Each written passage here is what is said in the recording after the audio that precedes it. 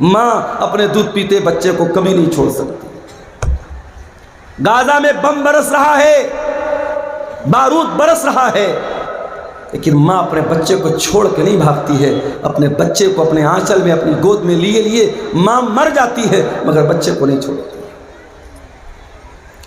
قُلْ إِنْ كَانَ آبَاؤُكُمْ، اے نبی آپ کہہ دیجئے اگر اپنے باپ سے محبت کرتے ہو، وَأَبْنَاؤُكُمْ اپنے بیٹوں سے محبت کرتے ہو، وَإِخْوَانُكُمْ اور اپنے بھائی سے محبت کرتے ہو۔ بھائی بھائی کے کہتے ہیں نا، بھائی بھائی کے جسم میں ایک ماں باپ کا خون دوڑتا ہے۔ پڑوسی سے جھگڑا کر رہا ہے، ہم سے کوئی مطلب نہیں ہوتا۔ گاؤں میں گاؤں کا کسی سے جھگڑا ہوا، ہمیں کوئی مطلب نہیں۔ ہمارے بھائی کو کسی نے مار دیا، ہمیں غصہ آ جاتا ہے۔ ہمارے بھائی کو کسی نے گالی دے دی، ہمیں غصہ آ جاتا ہے۔ یہ غصہ کیوں آتا ہے؟ یہ اللہ تعالیٰ نے محبت ڈالی ہے بھائی کی بھائی کے۔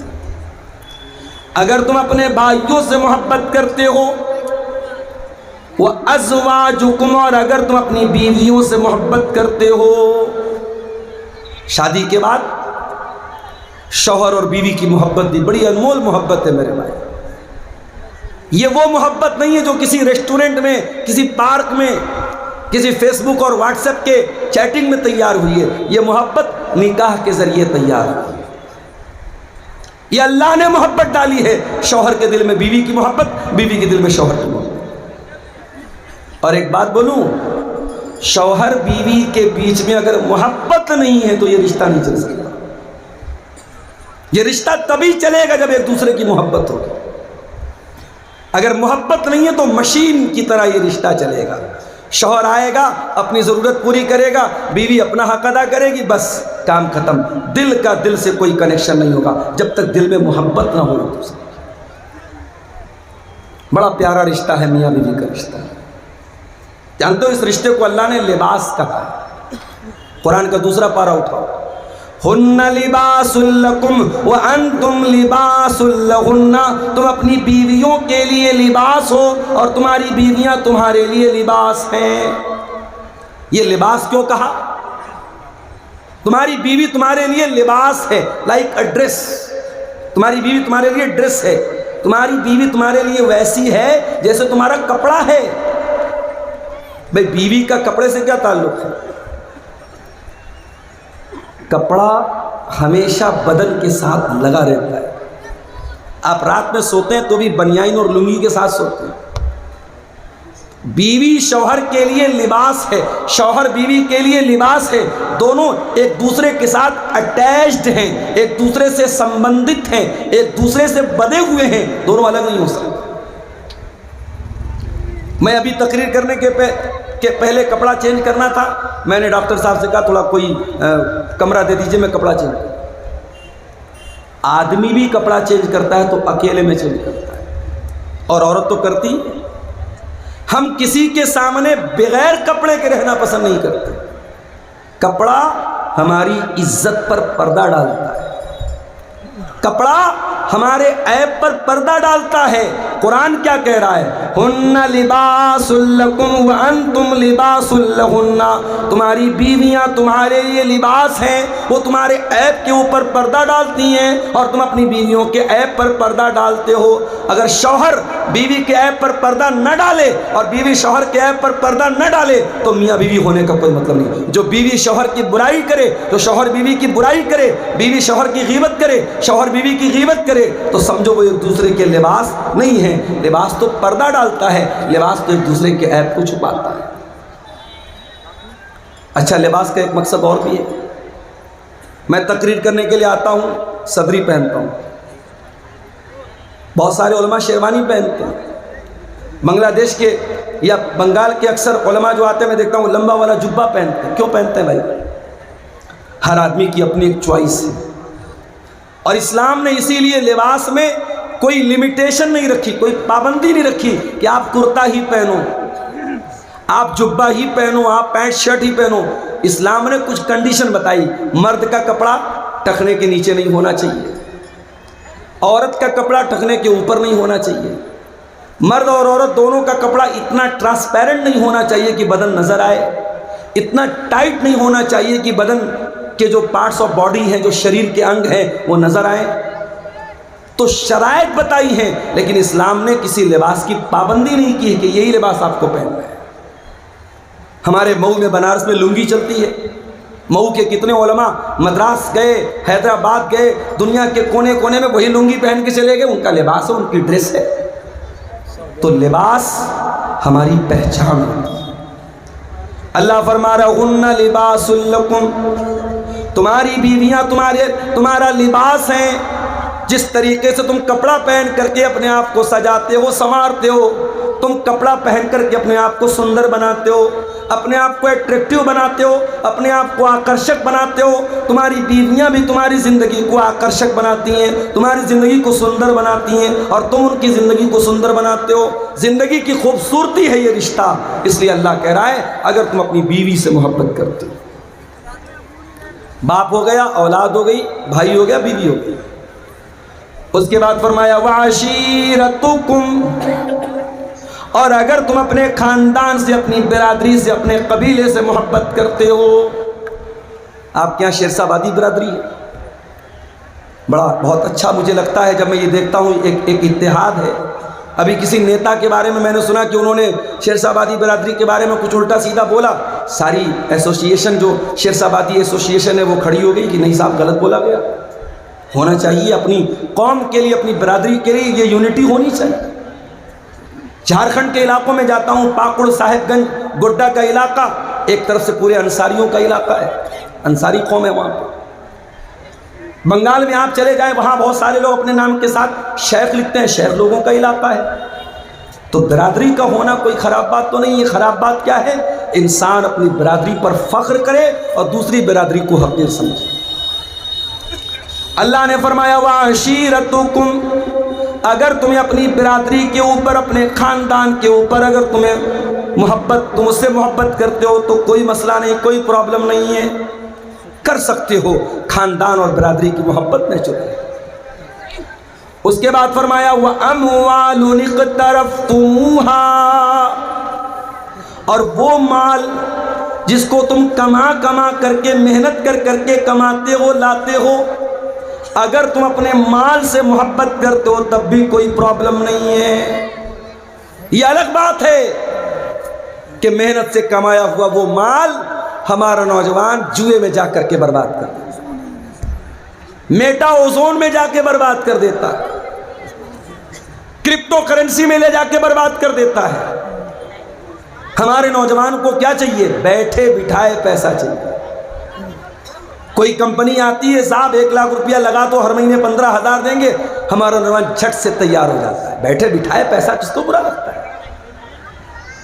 ممبئی اور حیدرآباد کے مسلمانوں کا کروڑوں روپیہ، ایسی ہی ایک کمپنی آئی تھی، اس نے دعویٰ کیا تھا 1 لاکھ روپیہ آپ لگاؤ، ہم 3,000 روپیہ ہر مہینے آپ کو دیں گے، ہم بزنس کریں گے، آپ کے پیسے سے آپ کو پروفٹ دیں گے۔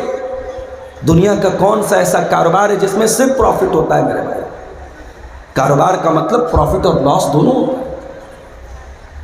انڈین شیئر مارکیٹ پچھلے 1 مہینے میں دھڑام گر رہی ہے، آج بھی مارکیٹ کافی گری ہوئی ہے۔ تو مارکیٹ کا کام ہے اپ اینڈ ڈاؤن ہونا، کبھی چڑھتی ہے کبھی اترتی ہے۔ کمپنی نے دعویٰ کیا کہ نہیں صاحب آپ ہمارے یہاں 1 لاکھ روپیہ لگاؤ، کبھی 3,000 ملے گا، کبھی 3,100 ملے گا، کبھی 2,900 ملے گا، ایک نیئر اباؤٹ آپ کو 3,000 روپیہ ملے گا۔ اب جس کے پاس 10 لاکھ روپیہ تھا اس نے سوچا یار 10 لاکھ لگا دو، 30,000 روپیہ مہینہ ملے گا۔ ممبئی کے اندر لوگوں نے فلیٹ بیچ دیا اپنا، 50 لاکھ کا فلیٹ تھا، بیچ دیا کہ 50 لاکھ لگاؤں گا، ہر مہینے 1.5 لاکھ روپیہ ملے گا، کیا برا ہے؟ مکان بیچ دیا، فلیٹ بیچ دیا، کرائے پہ رہنے لگے، کمپنی سارے لوگوں کا پیسہ لے کے بھاگ گئی، آج سب بیچارے رو رہے ہیں۔ تو میرے بھائیوں، یہ پیسہ جو آپ محنت سے کماتے ہیں، اپنے نوجوانوں سے کہنا چاہوں گا اس کو جوئے میں برباد مت کرو۔ یہ میٹا اوزون، یہ کرپٹو کرنسی اور یہ شیئر مارکیٹ کی بہت ساری ناجائز شکلیں، شیئر مارکیٹ کی ساری شکلیں ناجائز نہیں ہیں، اس کی بہت ساری شکلیں جائز بھی ہیں، اس کو بیٹھ کر کے ڈسکس کیا جا سکتا ہے، لیکن بہت ساری شکلیں شیئر مارکیٹ کی ناجائز ہیں۔ تو شیئر مارکیٹ ہو گئی، کرپٹو مارکیٹ ہو گئی، اسی طریقے سے آج کل یہ جو ہے کموڈیٹی مارکیٹ چل رہی ہے، سونے اور چاندی کا کاروبار ہو رہا ہے۔ ان تمام چیزوں میں جو ایک یہ گارنٹیڈ منافع ہے، اور یہ ہے کہ صاحب ہم پیسہ لگا کے کروڑ پتی بن جائیں گے، 100 روپیہ لگا کے 1000 کما لیں گے، یہ جوا ہے، اس میں اپنے پیسے کو برباد مت کرو میرا۔ قرآن کہہ رہا ہے وَأَمْوَالٌ اقْتَرَفْتُمُوهَا، اگر اپنے مال سے تم محبت کرتے ہو، جس مال کو تم محنت سے کما کر کے اکٹھا کرتے ہو۔ کوئی انسان اگر یہ بولے صاحب ہم کو مال سے محبت نہیں ہے، جھوٹ بول رہا ہے، جھوٹا ہے، مکار ہے۔ مال سے محبت تو نیچرل چیز ہے میرے۔ اب یہ الگ بات ہے، کسی کو مال سے اتنی محبت ہوتی ہے کہ مال کمانے کے چکر میں حلال حرام کی پرواہ بھی نہیں کرتا، مال سے اتنی محبت ہوتی ہے زکوٰۃ نہیں نکالتا، دان نہیں کرتا، چندہ نہیں کرتا، کروڑوں کی حیثیت ہے، محلے میں مدرسے کا چندہ ہو رہا ہے، مسجد کا چندہ ہو رہا ہے، یہ 10,000 دے سکتا ہے، یہ 1 لاکھ دے سکتا ہے، یہ چندہ دیتا ہے 500 روپیہ، اس کے پاس پیسہ تو ہے، دل نہیں ہے۔ تو کسی کے دل میں مال کی زیادہ محبت ہے، کسی کے دل میں کم محبت ہے، مگر مال سے محبت سب کو ہے۔ اس کے بعد فرمایا وَتِجَارَةٌ تَخْشَوْنَ كَسَادَهَا، اور اے ایمان والو اگر تم اپنے بزنس سے، اپنے کاروبار سے، اپنے ویاپار سے، اپنے دھندے سے، اپنی دکان سے محبت کرتے ہو، جس کاروبار کے بارے میں تمہیں یہ ڈر ہوتا ہے کہ کہیں گھاٹا نہ ہو جائے، ہر کاروباری کو یہی ڈر رہتا ہے گھاٹا نہ ہو جائے، تو یہ 7 چیز ہوگی۔ اور 8ویں چیز وَمَسَاكِنُ تَرْضَوْنَهَا، اور اے مسلمانوں اگر تم کو اپنے گھر بار سے محبت ہے، اپنے مکان سے محبت ہے، اپنی بلڈنگ سے محبت ہے، ماں باپ سے محبت، اولاد سے محبت، بھائی سے محبت، بیوی سے محبت، خاندان سے محبت، مال سے محبت، تجارت سے محبت، گھر بار سے محبت، اللہ نے 8 چیزوں کا نام لیا، اور 8 چیزوں کا نام لینے کے بعد اللہ کیا کہتا ہے ذرا غور کیجیے۔ احب الیکم من اللہ ورسولہ وجہاد فی سبیلہ، اگر ان 8 چیزوں کی محبت تمہارے دل میں اللہ سے زیادہ ہو جائے، رسول سے زیادہ ہو جائے، اور اللہ کی راہ میں جہاد سے زیادہ ہو جائے، فتربصوا، تو تم اللہ کے عذاب کا انتظار کرو، حتی یأتی اللہ بامرہ، اللہ تعالیٰ اپنے عذاب کو سامنے لائے گا۔ پتہ یہ چلا آپ مومن ہیں، آپ مسلمان ہیں، آپ کے دل میں سب سے زیادہ محبت کس کی ہونی چاہیے؟ اللہ کی اور اس کے رسول کی ہونی چاہیے۔ دنیا کی ساری محبتیں ان 2 محبتوں پر قربان ہیں میرے بھائی۔ اب میں اپنے تقریر کے اصل ٹاپک کی طرف آ رہا ہوں۔ ہمیں اپنے رسول سے محبت تو کرنی ہے، سوال یہ پیدا ہوتا ہے کتنی محبت کرنی ہے؟ قرآن کریم جواب دیتا ہے النبی اولا بالمؤمنین من انفسہم، کہ نبی مومن نبی سے ایمان والے اپنی جان سے زیادہ پیار کرتے ہیں، ایمان والے نبی سے اپنی جان سے زیادہ محبت کرتے ہیں، جان سے بڑھ کے اپنے نبی سے پیار ہونا چاہیے۔ اب آپ کہیں گے مولوی صاحب یہ کیسے پاسبل ہے، جان سے بڑھ کے کوئی کیسے پیار کر سکتا ہے؟ آئیے میں آپ کو ایگزامپل دیتا ہوں۔ حضرت خبیب ابن عدی کو دیکھو، ان کو مکہ والوں نے اریسٹ کر لیا، گرفتار کر لیا، ان کو سولی پہ چڑھانے کی تیاری ہو گئی ہے۔ مکہ والوں نے کہا خبیب کوئی آخری خواہش، کوئی انتم اچھا اگر ہو تو بتا دو۔ کہا کہ میں 2 رکعت نماز پڑھنا چاہتا ہوں۔ کہا ٹھیک ہے 2 رکعت نماز پڑھ دو۔ اور آج بھی دنیا میں تقریباً ہر کنٹری میں، ہر دیش میں پھانسی دینے سے پہلے اور سزائے موت دینے سے پہلے مرنے والے کی انتم اچھا پوچھی جاتی ہے، اور اگر پوری کرنے لائق ہوتی ہے تو پوری بھی کروائی جاتی ہے۔ خبیب ابن عدی نے کہا میں 2 رکعت نماز پڑھنا چاہتا ہوں۔ کہا ٹھیک ہے پڑھ دو۔ حضرت خبیب ابن عدی نے ہلکی 2 رکعت نماز پڑھی، سلام پھیرا، کہا اے مکہ والو اگر اس بات کا ڈر نہ ہوتا کہ کہیں تم یہ نہ سمجھنے لگو میں نے موت کے ڈر سے نماز کو لمبا کیا ہے تو میں تھوڑی اور لمبی نماز پڑھتا۔ کہا ہے خبیب ایک بات بتاؤ،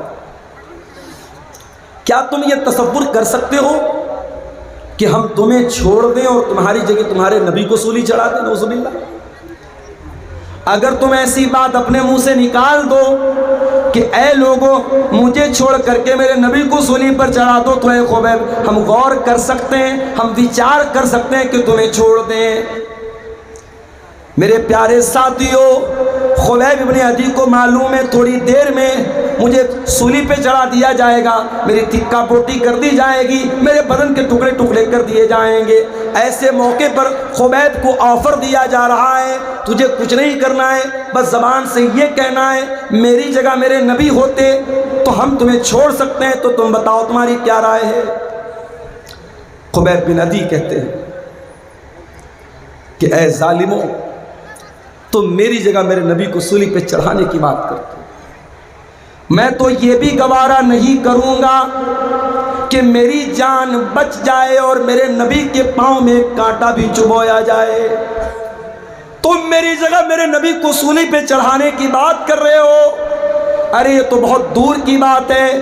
خبیب تو یہ بھی گوارا نہ کرے گا کہ خبیب کی جان کو بخش دیا جائے، خبیب کو رہا کر دیا جائے اور بدلے میں خبیب کے نبی کے پاؤں میں کانٹا چبویا جائے۔ اللہ، یہ تھی محبت، یہ تھی محبت۔ النبی اولا بالمؤمنین من انفسہم، ایمان والے اپنے نبی سے اپنی جان سے زیادہ پیار کرتے۔ حضرت بلال کو دیکھو میرے بھائیوں، نوجوان بھائیوں، اپنی اسمارٹنس پر، اپنی خوبصورتی پر، اپنے ہینڈسم ہونے پر، اپنے گورے گورے رنگ پر ناز کرنے والے بھائیوں اور بہنوں، اللہ نے اگر آپ کو خوبصورت بنایا ہے بہت اللہ کا شکر ادا کرو، مگر یاد رکھو خوبصورتی یہ اللہ کے ہاں کوئی کام آنے والی چیز نہیں ہے۔ اللہ کے ہاں آپ کی شکل و صورت یہ میٹر نہیں کرتی، اللہ کے ہاں آپ کا عمل میٹر کرتا ہے، آپ کا کیریکٹر میٹر کرتا ہے، آپ کا عقیدہ میٹر کرتا ہے۔ بڑے اسمارٹ ہے، بڑے ہینڈسم ہے، دنیا میں کوئی دیکھتا ہے بڑی تعریف کرتا ہے، یار یہ بندہ بڑا خوبصورت لگتا ہے، یہ لڑکی بڑی خوبصورت ہے۔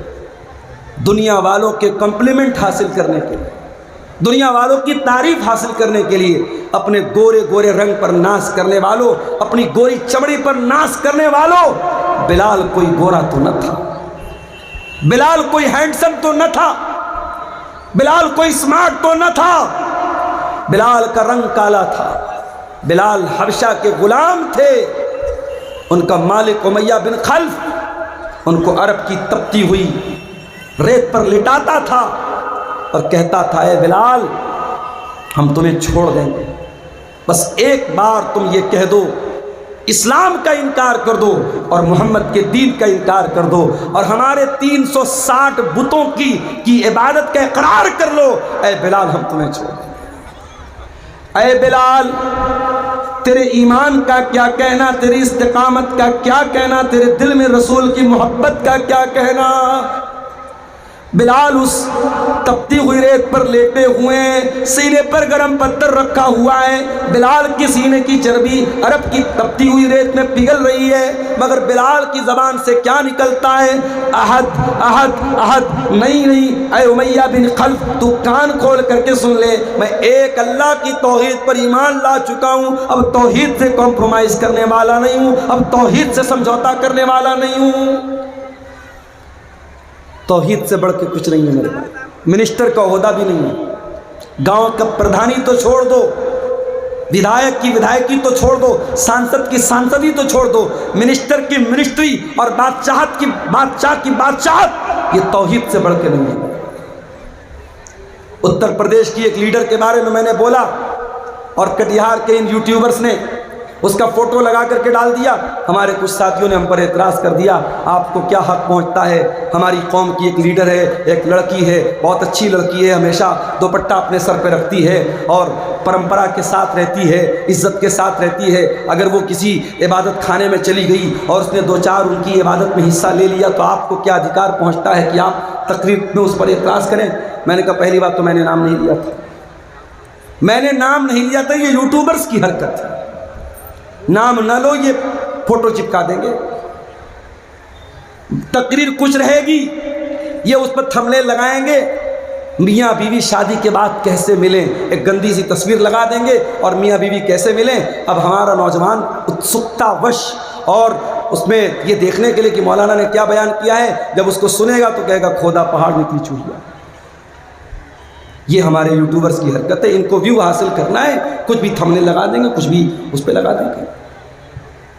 ایک جگہ تقریر میری ہو رہی تھی، گرمی کا موسم تھا، میں پسینے پسینے تھا، ایک آدمی میرے پیچھے سے آیا، وہ مجھے پنکھا کرنے لگا، لوگوں نے بتایا تھوڑا دماغ کا کریک ہے، وہ آ کر کے پنکھا کرنے لگا، بولا آپ گرمی سے مر جائیں گے۔ میں نے کہا بھائی میں گرمی سے نہیں مروں گا، تم بیٹھ جاؤ۔ اب ایک یوٹیوبر نے اس پر تھمبنیل لگایا، تقریر میں ہوا ہنگامہ، مولانا بھڑک گئے۔ بھائی کس پر بھڑکا میں؟ تو کچھ بھی چل رہا ہے آج کل۔ میں نے تقریر میں صرف اتنا بیان کیا، اتر پردیش کی ایک لیڈر کے بارے میں نے نام بھی نہیں لیا، میں نے کہا ایک لیڈر ہے، مسلمان لیڈر ہے، بڑا ان کی تعریف ہو رہی کہ صاحب بہت اچھے پریوار سے ان کا سمبند ہے اور بہت سارے ووٹوں سے جیت کر کے وہ آئی ہیں اور پارلیمنٹ میں ہماری نمائندگی کر رہی ہیں۔ ان کا ایک ویڈیو میں نے دیکھا کہ ایک عبادت خانے میں غیر مسلموں کے عبادت خانے میں داخل ہوئی اور ان کی عبادت میں ان کے جو دھارمک کریا کرم ہوتا ہے اس میں شامل ہے۔ میں نے کہا یہ غلط ہے۔ ایک سیدھی بات سن لو، ابھی دلی میں آل انڈیا اہل حدیث کانفرنس ہوئی، میری تقریر ہونے والی تھی وہاں، بنارس سے میری فلائٹ تھی، میں نہیں جا سکا۔ اس کانفرنس میں میری تقریر کا جو ٹاپک تھا وہ کیا تھا؟ اسلام اور مذہبی رواداری، اسلام اینڈ ریلیجیس ٹالرنس۔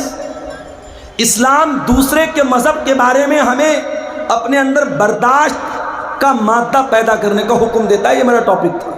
تو میں اس تقریر میں جو بات بیان کرنے والا تھا، جو میں نے نوٹس بنائے تھے، اس میں ایک بات میں نے یہ بھی لکھی تھی کہ رواداری کا مطلب، ٹالرنس کا مطلب یہ نہیں ہے کہ میں آپ کے مذہب پر عمل کروں، آپ میرے مذہب پر عمل کریں۔ ٹالرنس تو یہ ہے آپ اپنے دھرم پر عمل کریں، میں اپنے مذہب پر عمل کروں، نہ مجھے آپ کے مذہب پر کوئی اعتراض ہو، نہ میں آپ کے مذہب کو کچھ برا بھلا کہوں، اور نہ آپ میرے مذہب کے ساتھ کوئی چھیڑ چھاڑ۔ یہ ٹالرنس ہے۔ ہمارے یہاں ٹالرنس کا مطلب کیا سمجھ لیا کہ صاحب جب کوئی غیر مسلم قرآن پڑھے گا تب ٹالرنس ہے، اور جب کوئی مسلمان وید گیتا اور رامائن پڑھے گا تب ٹالرنس ہے۔ نہیں میرے بھائی، مسلمان اپنی نماز پڑھے اور غیر مسلم اپنی پوجا پاٹ کرے، عیسائی اپنے چرچ میں جا کر کے آرام سے عبادت کرے، سکھ مذہب کا ماننے والا اپنے گرودوارا میں جا کر کے اپنی پوجا کرے، جین مذہب کا ماننے والا اپنے اعتبار سے عبادت کرے، اور ہمیں کسی کے عبادت کرنے پر اور کسی کے تہوار منانے پر ہمیں کوئی اعتراض نہ ہو۔ یہ ٹالرنس ہے، یہ رواداری ہے، یہ بھائی چارہ ہے، اور اس بھائی چارے کو ہم بھارت میں پھیلانا چاہتے ہیں اور اس کو بڑھاوا دینا چاہتے ہیں۔ تو توحید سے کوئی کمپرومائز نہیں کیا جائے۔ حضرت بلال نے توحید سے کمپرومائز نہیں کیا، تپتی ریت پر لٹا دیا گیا مگر بلال نے توحید کو نہیں چھوڑا۔ میرے پیارے ساتھیوں، سب سے بڑھ کر کے اگر محبت کرنا ہے تو اللہ سے کرنا ہے اور رسول سے کرنا ہے، اور جب ہمارا رسول سے محبت کرتے ہی ہیں تو ایک بات اور سمجھ لیجئے، دنیا والوں کا ایک دستور ہے، قاعدہ قانون ہے، انسان جس سے محبت کرتا ہے اس کو کیا پسند ہے کیا ناپسند ہے اس بات کا بھی خیال کرتا ہے کہ نہیں کرتا ہے؟ مثال کے طور پہ میں آتا ہوں آپ کے سیمانچل میں، آپ کو معلوم ہے یو پی سے تعلق ہے میرا، بہار بنگال میں چاول زیادہ استعمال ہوتا ہے۔ میں آتا ہوں، لوگ پوچھتے مولانا صاحب چاول کھابے نا روٹی کھابے؟ میں کہتا ہوں دونوں کھابو، روٹی بھی کھابو چاول بھی کھابو۔ تو اب آپ یہ کیوں پوچھتے ہیں اپنے علماء سے کہ آپ کیا کھائیں؟ کیونکہ آپ کو یہ لگتا ہے کہ بھئی مولانا ہے، ہمارے مہمان ہیں، ہمیں ان کی پسند اور ناپسند کا خیال کرنا چاہیے۔ اب ہمیں پسند ہے مچھلی، ہمیں پسند ہے مرغا، اور آپ لا کے رکھ دیں بھنٹے کی اور بیگن کی سبزی، تو ہمیں تھوڑی پسند ہے۔ ہم تو آپ لا کے رکھ دیں گے، ہم کھا لیں گے، مگر ہمیں ناگوار گزرے۔ تو جب ہم نبی کا کلمہ پڑھتے ہیں اور نبی سے محبت کرتے ہیں تو کیا ہمیں اور آپ کو یہ جاننا نہیں چاہیے کہ ہمارے نبی کو کیا پسند تھا اور کیا ناپسند تھا؟ آج کی ہماری تقریر کا یہ ایک ٹاپک کا ایک حصہ ہے کہ نبی کو کیا پسند تھا اور کیا ناپسند تھا، اس پر ہم تھوڑی سی روشنی ڈالیں۔ آئیے ہم حدیث کی کتابوں کو اٹھاتے ہیں۔ اللہ کے پیارے نبی، جنگ احد کا میدان ہے، اسلام کی دوسری لڑائی چل رہی ہے، احد کی لڑائی۔ اللہ کے پیارے نبی اللہ کی بارگاہ میں دعائیں کر رہے ہیں، اور دعا میں اللہ کے نبی کہتے اللہم حبب الینا الایمان، اے اللہ میرے دل میں ایمان کی محبت پیدا کر، وزینہ فی قلوبنا، اور اے اللہ ایمان کو میرے دل میں مزین کر دے، ایمان کو سجا دے، ایمان کو اٹریکٹیو بنا دے۔ پتہ یہ چلا کہ نبی کو ایمان سے بہت محبت تھی، نبی کو یہ پسند تھا کہ لوگ ایمان لے آئیں۔ سیمانچل والوں، منساہی اور کٹیہار کے لوگوں، میں آپ سے سوال کرتا ہوں، آپ یہ بتائیے کہ ایمان کس کو بولتے ہیں؟ کتنے لوگ ہیں ان سے سوال کرو صاحب ایمان کس کو بولتے ہیں، نہیں معلوم؟ چلیے آپ کو بتا دیتا ہوں ایمان کس کو بولتے ہیں۔ ایمان 6 چیزوں کو بولتے ہیں، ان تؤمن باللہ وملائکتہ وکتبہ ورسلہ والیوم الآخر والقدر خیرہ وشرہ۔ 6 چیزوں کو ماننے کا نام ایمان ہے۔ اللہ کو ماننا، اس کے فرشتوں کو ماننا، اس کے رسولوں کو ماننا، اس کی کتابوں کو ماننا، قیامت کے دن کو ماننا اور تقدیر کو ماننا۔ ان 6 چیزوں کو مانے بغیر کوئی مومن نہیں ہو سکتا، کوئی ایمان والا نہیں ہو سکتا۔ اور یہ بھی نوٹ کر لو، ایمان صرف دل کی آستھا کا نام نہیں ہے، ایمان دل سے ماننے کو بھی کہتے ہیں اور زبان سے اقرار کرنے کو بھی کہتے ہیں اور عمل کرنے کو بھی کہتے ہیں۔ اگر کوئی زبان سے اقرار کرتا ہے اور دل سے سچ نہیں مانتا تب بھی مومن نہیں ہے، کوئی دل سے سچ مانتا ہے زبان سے اقرار نہیں کرتا ہے تب بھی مومن نہیں ہے، اور اگر کوئی زبان سے اقرار بھی کرتا ہے، دل سے تصدیق بھی کرتا ہے اور عمل نہیں کرتا ہے تو ایمان والا تو ہے مگر کمزور ایمان والا ہے، کیونکہ عمل سے ایمان گھٹتا اور بڑھتا ہے، ایمان گھٹتا اور بڑھتا ہے۔ جلسے میں آپ آئے، تقریر آپ نے سنی، آپ کا ایمان بڑھ گیا، گھر گئے موبائل میں دیکھنے لگے، یوٹیوب پر کوئی الٹی سیدھی چیزیں آپ کے سامنے نظر سے گزر گئی، فیس بک پر کوئی چیز آپ دیکھنے لگے، اب دین اور ایمان کا لیول کمزور ہونے لگا۔ ایمان کا لیول فرکچویٹ کرتا ہے، اپ اینڈ ڈاؤن ہوتا ہے۔ اسی لیے اللہ قرآن میں کہتا ہے انما المؤمنون الذین اذا ذکر اللہ وجلت قلوبہم، مومن تو وہ لوگ ہوتے ہیں جب اللہ کا نام ان کے سامنے لیا جائے ان کا دل کانپ جاتا ہے، ان کا دل لرز جاتا ہے، ان کا دل ڈر جاتا ہے۔ اللہ کا نام لیا جائے تو دل ڈر جائے۔ دل ڈرتا ہے کیا ہمارا؟ نہیں ڈرتا۔ ارے ہم لوگ تو اتنے سخت دل ہو چکے ہیں، اپنے ہاتھوں سے اپنے مردوں کو قبرستان میں دفناتے ہیں اور پھر بھی ہمارے دل کے اوپر کوئی اثر نہیں پڑتا ہے۔ میرے بھائیوں، ہمارے دل پتھروں سے بھی زیادہ کٹھور ہو چکے ہیں، پتھروں سے بھی زیادہ سخت ہو چکے ہیں۔ انما المؤمنون الذین اذا ذکر اللہ، مومن تو وہ لوگ ہوتے ہیں جب اللہ کا نام لیا جائے وجلت قلوبہم تو ان کے دل کانپنے لگتے ہیں، وَإِذَا تُلِيَتْ عَلَيْهِمْ آیَاتُهُ اور جب اللہ تعالیٰ کی آیتیں ان کے سامنے پڑھی جائیں زَادَتْهُمْ ایمانا ان کا ایمان بڑھ جاتا ہے، ان کے ایمان کا لیول ہائی ہو جاتا ہے، ان کے ایمان کی چارجنگ بڑھ جاتی ہے۔